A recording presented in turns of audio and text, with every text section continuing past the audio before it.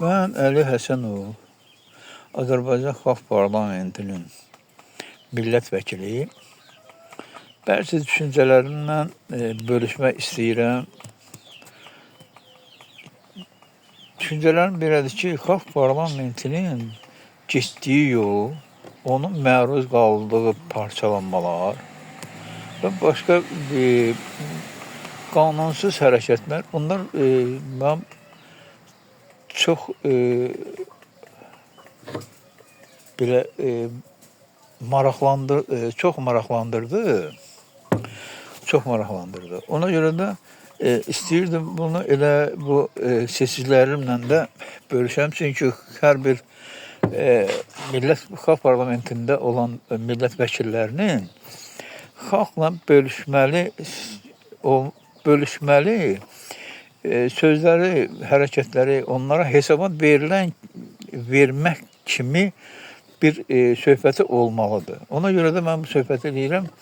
Xalq parlamenti deməli yarandı. Yaranan günündə mən ondan maraqlandım və burada bir belə nüans əmələ gəldi. Birinci dəfə Tural Sadıqlı və onun atası bu parlamentdən çıxarıldı. Adını da qoydular.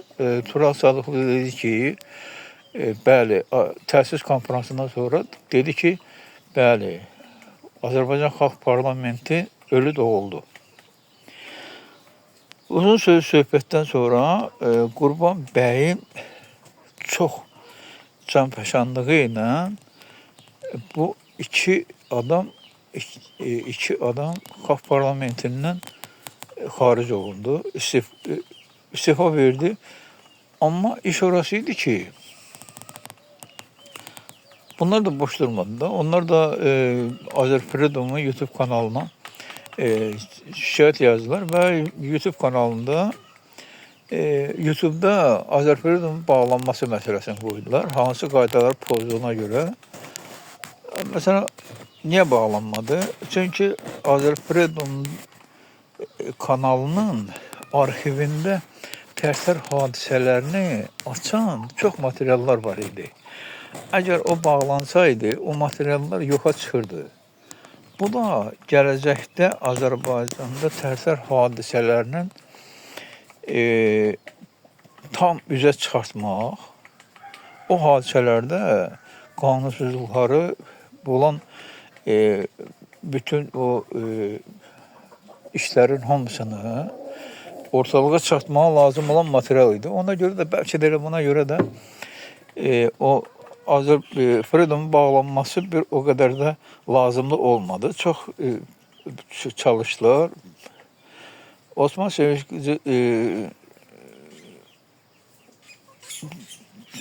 kanalında da bir söhbət getdi.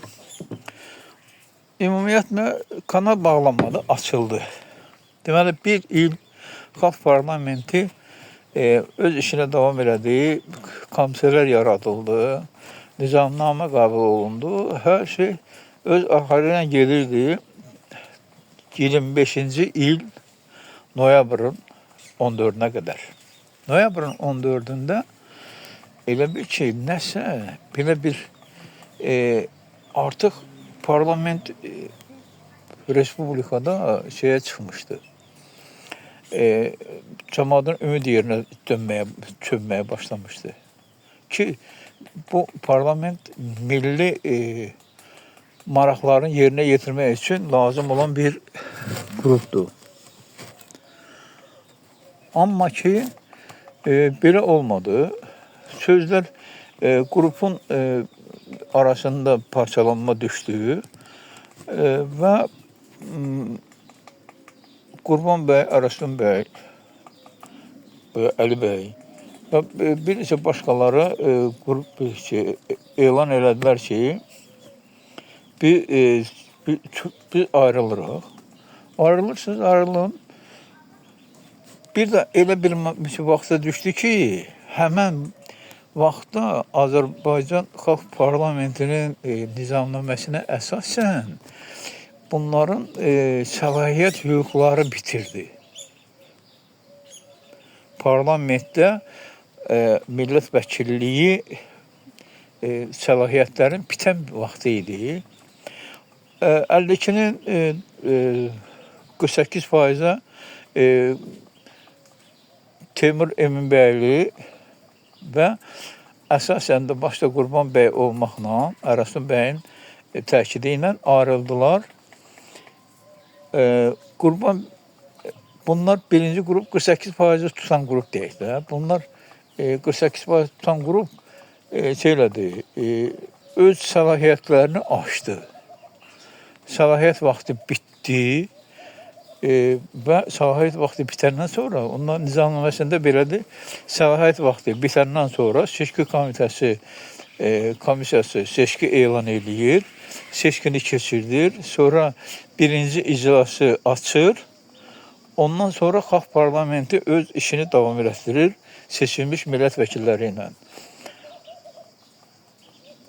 Bu belə də oldu.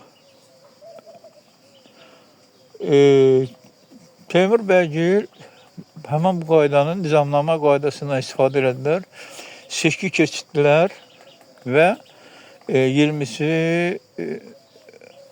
apreldə seçki qutardı, seçki vaxtı bitdi, seçki elan olundu, seçki elan olmadı, seçki bitdi və səsvermələr bitdi, namizədlər müəyyən edildi, iclas keçirildi birinci iclasda və hamı and içmə mərasiminə çıxdı. Bu oldu qanuni seçki, qanuni Azərbaycan Xalq Parlamenti. Amma gəlin Qurban bəygili baxağın, onlar nə edirlər? Onlar səlahiyyətlər olmadan öz səlahiyyət müddətlərini artırdılar. Onların səlahiyyət müddətini ancaq seçicilər təzə seçki keçirdəndən sonra artıra bilərdilər. Bunlar bu qanunsuzluğa getdilər, özləri artırdılar. Sonradan seçki komissiyası ola təzədən bunlar seçki komissiyası qanunsuz, nizamnamədən ayrı, qanunsuz təzədən seçki elan elədi. Belə seçki komitəsi yaratdılar. Bu da qanunsuzluq. Seçki keçirdilər və azınazarlı orasıdır ki, bu seçkidə onlara Azərbaycan seçicilərinin, səs vermə həddinə çatmış Azərbaycan seçicilərinin 1000 nəfəri səs verdi. 1000 nəfəri. 1000 nəfər gülüncdür. Deməli, bunlar bir də indi yerlərin məsələn yarısı tutulacaq, yarısı yenə boş qalacaq. Bunlar ikinci dəfə seçkiyə getməli olacaqlar. İkinci dəfə seçkiyə getsələr, bunlar yəqin ki, hər halda bu hərəkətlə bunlar düşəcəklər 550 nəfərə. 550 nəfərin seçdiyi Xalq Parlamenti olur. Bunlar əvvəldən də qanunsuz olduğuna görə millət, xalq bunlardan çəkinir yavaş-yavaş. Məsələn, bunların əsas rufor yeri haradır? Rufor yeri həmişə bunların tərtər hadisələri olurdu. Açırsan Instagramı, tərtər hadisələrlə danışırlar. Açırsan TikToku, tərtər hadisələrlə danışırlar. Bunlar köklü dəyişikliklərə getmək istəməyən bir özünü adlandırmış cəmiyyətdir. Bunların mənə elə gəlir ki, bunların heç Xalq Parlamentində aidiyyatları da yoxdur. İndi bunların bir dənə əlacı qalır. Məsələn, Teymur Eminbəylin sədrliyi ilə başçılığı deyək də, əsas təşəbbüskar deyək. Çünki o, həm də ki, o təşəbbüs qrupunun, yaranmasının təşəbbüs qrupunun üzvlərindən biri idi.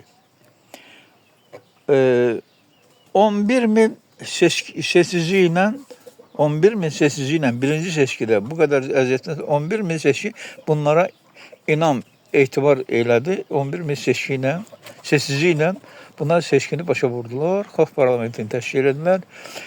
Sonradan iş düzgün idarə olunduğuna görə, mənim fikrimdə düzgün idarə olunduğuna görə Türkiyə Millət Məclisi də bunu qəbul edib ki, bəli, Azərbaycanda xalq parlamenti var, rəyasət heyəti var, bir də xalq parlamentinin sədri var, Teymur bəy Eminbəyli.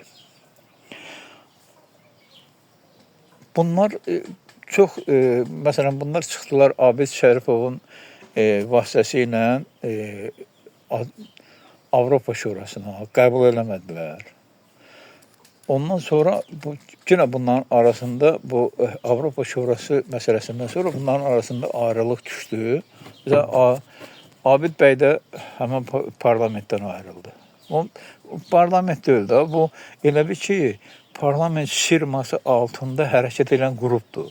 Bu həqiqətən də parlament deyil. İndi Azərbaycan Xalq Parlamenti bu payızda seçki elan edəcək.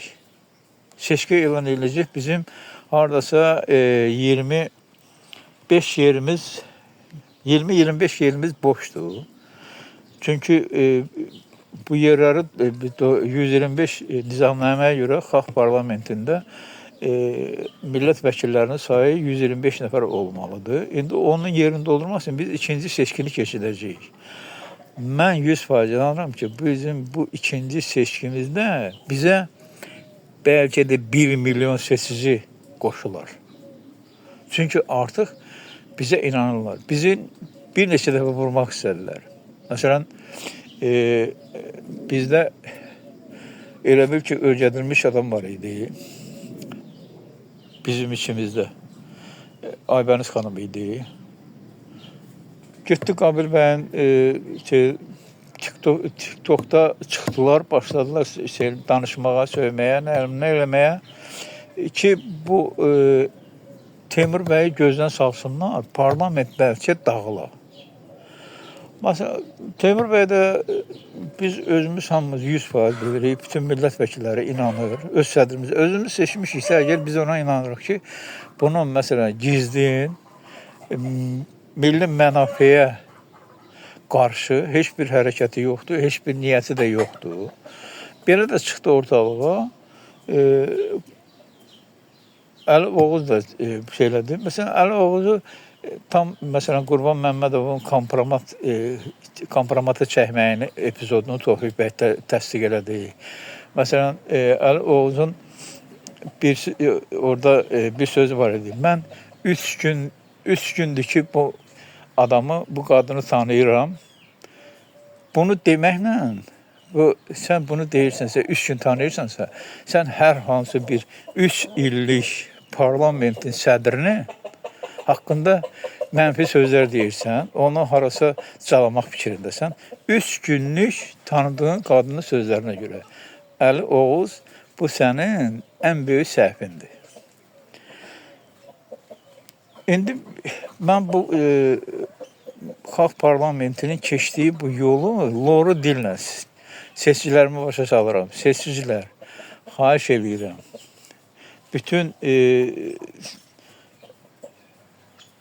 millətdən ki, aktiv olun.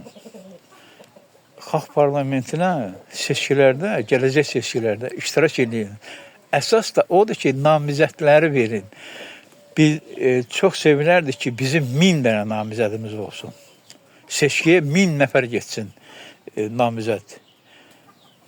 O 1000 nəfər namizədin də içindən ən sizə tanışları, ən sizin etibar elədiyiniz adamlar da, fərdlər də gəlsin, olsun Azərbaycan Xalq Parlamentində millət vəkili və millətin milli maraqlarına qulluq eləsin.